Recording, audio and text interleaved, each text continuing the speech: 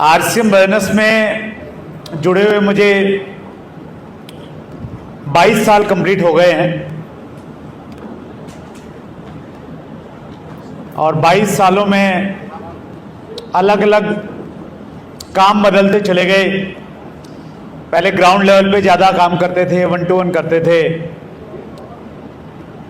इस प्रकार के जब भी कार्यक्रम होते थे उसकी हम जिम्मेवारियां लेते थे। ये मैट बिछाना, कुर्सियों का अरेंजमेंट करना, बोर्ड लेके आना, वो सब काम रहते थे। अब पिछले लगभग 10 सालों से वो काम नहीं है, अब एक काम ही है, भाषणबाजी करने का काम है। अपने एक्सपीरियंस शेयर करना, जो सीखा है वो बांटना, और इसके लिए बहुत दूर दूर जाने का मौका मिलता है। पिछले महीने लास्ट में मैं साउथ इंडिया के टूर पे था, चेन्नई, केरला में, कैलीकट, बेंगलोर। तो पहले प्लान करना पड़ता है, रिजर्वेशन करनी पड़ती है, टाइम भी लगता है। लेकिन आज मैं अपने घर से मात्र 12 मिनट की दूरी में आपके बीच में पहुंच गया हूं।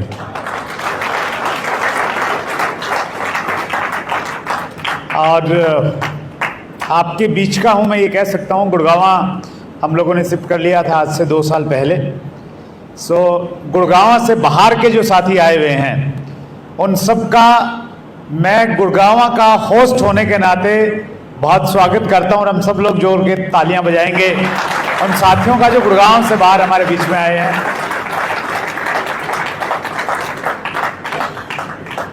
ऐसे कितने साथी हमारे बीच में हैं जिन्होंने अभी तक आरसीएम बिजनेस को ज्वाइन नहीं किया है और वो पहली बार इस प्रकार के कार्यक्रम में आए हुए हैं। वो एक बार अपना हाथ खड़ा करेंगे जो ज्वाइन नहीं किए हुए हैं। एक बार अपनी जगह से खड़े हो जाइए प्लीज। हम आपके लिए जोरदार ताली बजाना चाहते हैं, आपका स्वागत करना चाहते हैं, क्योंकि आप हमारे मेहमान हैं, पहली बार आरसीएम परिवार में आए हैं। बहुत जोरदार तालियों से स्वागत। बैठिए प्लीज। बहुत बहुत धन्यवाद, थैंक यू। आपका यहां पे आना 2 संकेत दे रहा है। पहला संकेत ये है कि आप ओपन माइंडेड हैं, खुले दिमाग के हैं, चीज़ों को समझना चाहते हैं, इसलिए आप यहाँ पे आए हैं। दूसरा ये बता रहा है कि ऊपर वाला आपकी ज़िंदगी में कुछ बड़ा करना चाहता है और उसकी प्रेरणा से, उससे प्रेरित होकर आज आप यहाँ पे आ गए हैं।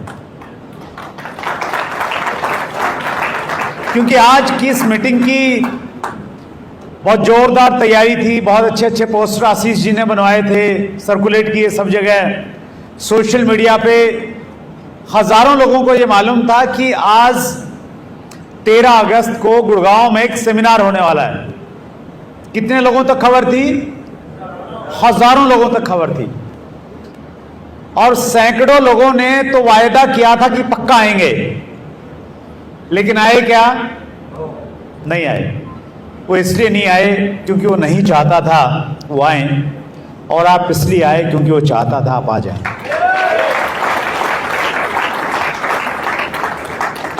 एक बड़े प्रसिद्ध राइटर हैं विली जोली, उनकी एक बड़ी प्रसिद्ध किताब है आपकी जिंदगी 2 मिनट में बदल सकती है। वो कहते हैं कि जिंदगी बदलने के लिए जो सबसे इंपॉर्टेंट पार्ट है ना, वो है डिसीजन लेना, निर्णय लेना, कोई भी निर्णय। और वो निर्णय 120 सेकंड में लिया जा सकता है। आपके पास में लगभग 90 मिनट का टाइम और बचा है। अगर आपने मेंटली और फिजिकली अपने आप को यहां पे रखा तो मैं आपसे वायदा करता हूं ये 90 मिनट आपकी जिंदगी को बदलने में एक महत्वपूर्ण भूमिका अदा कर सकते हैं। सभी मेहमानों का, पहली बार आए साथियों का हम सब स्वागत करते हैं बहुत बहुत।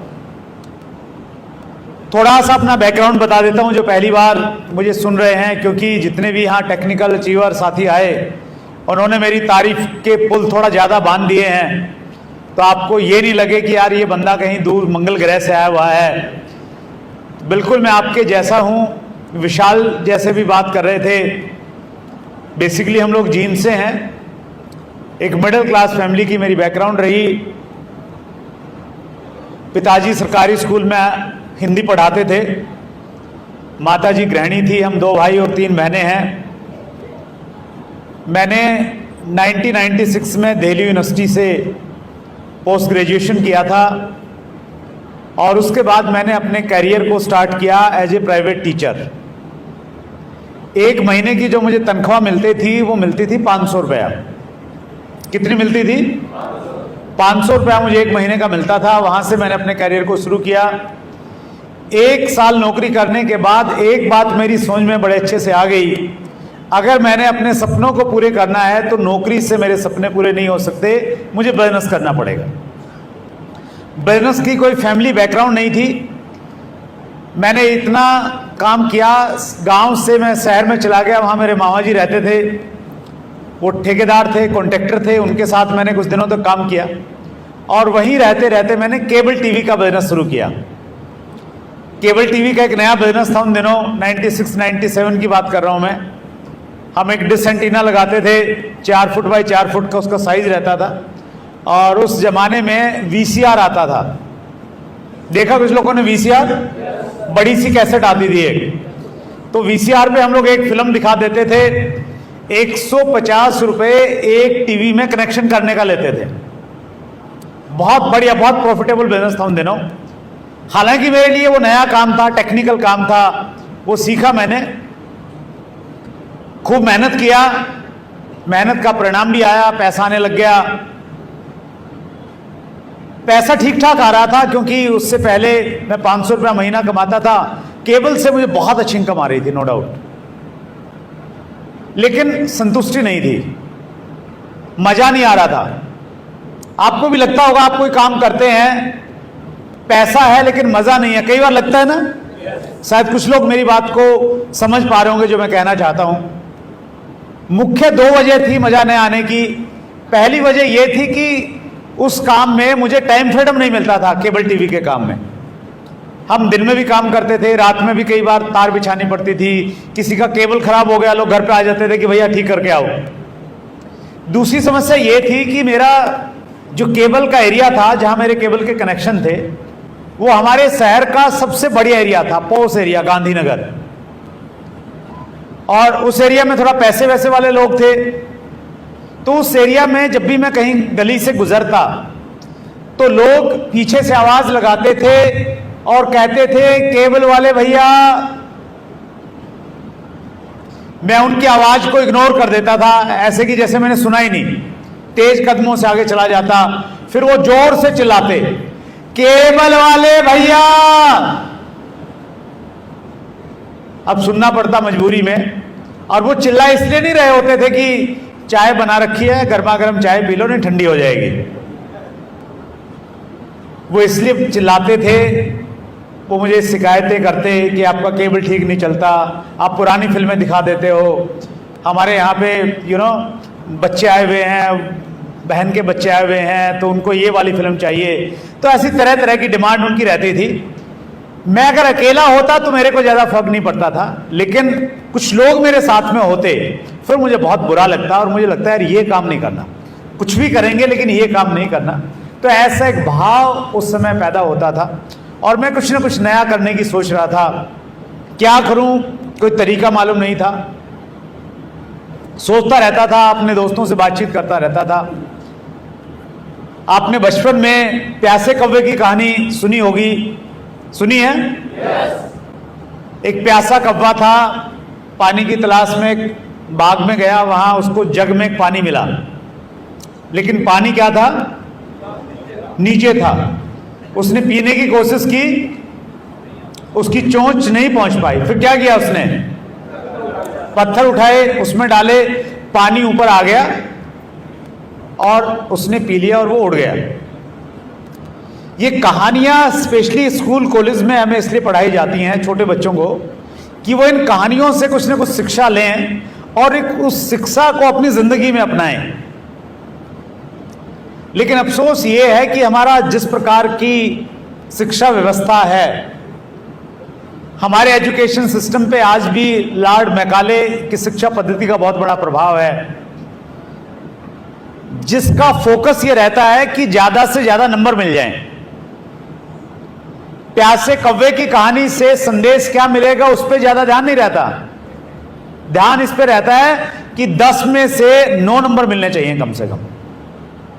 हेलो। और रियल चीज को हम लोग भूल जाते हैं। और ये बात हजारों साल भी पहले सत्य थी, आज भी सत्य है। अगर आप किसी भी चीज को चाहेंगे तो वो चीज आपको मिल जाएगी। इस कहानी का यही मोरल था, where there is will there is way, जहां चाह वहां राह। बस कंडीशन एक है कि चाहत आपकी स्ट्रोंग होनी चाहिए और किसी एक चीज को लगातार आप चाहेंगे तो आपको मिलेगी। दिक्कत क्या है लोगों के साथ में, वो किसी एक चीज को चाहते हैं, फिर उनको दूसरी नजर आ जाती है, फिर वो चाहने लग जाते हैं, फिर तीसरी को नजर करते हैं, फिर चौथी को नजर करते हैं और देने वाला कंफ्यूज हो जाता है कि इसको चाहिए क्या, और हमें कुछ नहीं मिल पाता जिंदगी में। डायरेक्ट सेलिंग में भी यही प्रॉब्लम है। बहुत सारे लोग एक कंपनी के साथ में जुड़ते हैं, काम करते करते उनको लगता है कि नहीं यार ये ठीक नहीं है, फिर दूसरी में चले जाते हैं, फिर तीसरी में चले जाते हैं और जिंदगी भर ऐसे भटकते रहते हैं। जब ये सब मेरे दिमाग में चल रहा था कि मैंने टाइम फ्रीडम चाहिए, मैंने कोई ऐसा काम चाहिए जिसमें लोग मुझे मेरे नाम से मान सम्मान के साथ में मुझे बुलाएं। उसी दौरान मेरे एक नज़दीकी दोस्त ने मुझे फ़ोन किया और अपने घर पे बुलाया, कहा कि घर पे आइए, कुछ ख़ास बात करनी है। मैं उनके घर पे गया और वहाँ जाने के बाद मैंने अपनी ज़िंदगी में पहली बार इन 3 शब्दों को सुना, RCM, राइट कॉन्सेप्ट मार्केटिंग। और इन 3 शब्दों में इतनी ताकत है, अगर आपने इन 3 शब्दों को अपनी जिंदगी में अपना लिया, ये 3 शब्द किसी भी व्यक्ति की जिंदगी को पूरी तरह से बदल सकते हैं।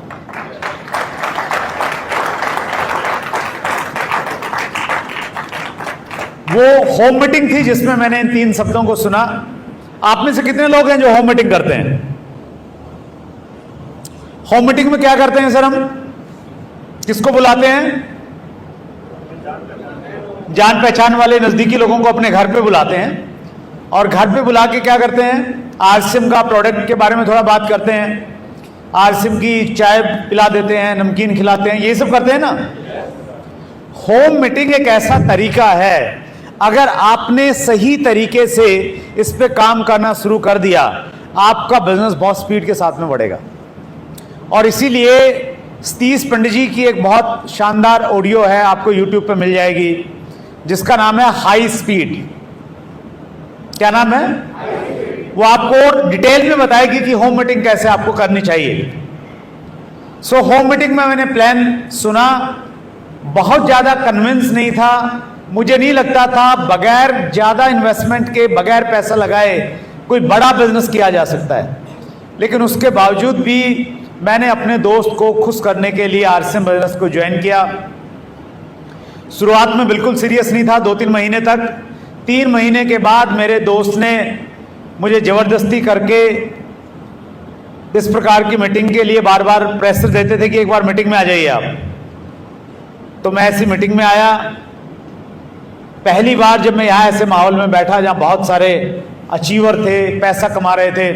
आपने देखा ना यहाँ बहुत सारे पैसा कमाने वाले लोग हैं, यस और नो? तो ये सब लोग प्रेरित करते हैं कहीं ना कहीं हमें लगता है कि यार ये कर रहे हैं तो मैं भी कर सकता हूँ। तो ऐसी ही प्रेरणा मुझे मिली आज से 22 साल पहले। और उस मीटिंग में जो चीफ गेस्ट थे, मुख्य वक्ता थे, उनकी लॉजिकल बातों को सुन के मुझे लगा कि मुझे RCM बिजनेस करना चाहिए। और उस दिन दोस्तों मैंने डिसाइड किया कि मैंने RCM बिजनेस को करना है।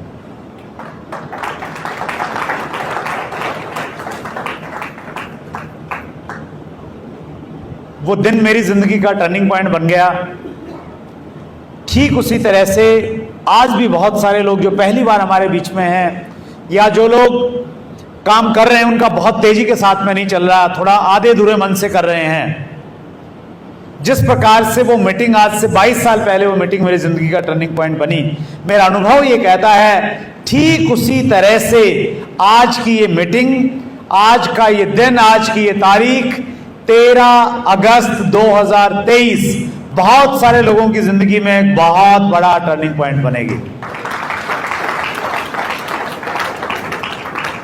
उस दिन के बाद मैंने आरसी बिजनेस को शुरू किया, इसको सीखने का प्रयास किया। बहुत सारे उतार चढ़ाव आए, अप डाउन्स आए, कई बार ग्रुप बनते थे, टूट जाते थे, नई नई कंपनियां आती थी, परेशान करती थी, फिर वो गायब हो जाती थी, फिर कोई दूसरी कंपनी आती थी, वो परेशान करती थी। ये सारी चीजें चलती रही, लेकिन लगातार प्रयास में करता गया। Consistency is the key for success. लगातार काम करने का प्रयास है कि आज मेरे पास में डायमंड की पिन है।